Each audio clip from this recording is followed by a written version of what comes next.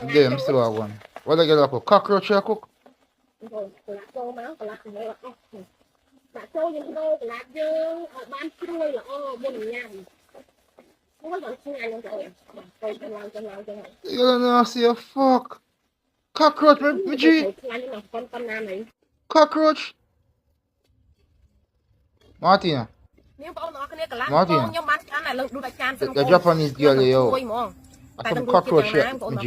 You know how Japanese are Vietnamese. Can them be a cockroach. You can't see what's blood.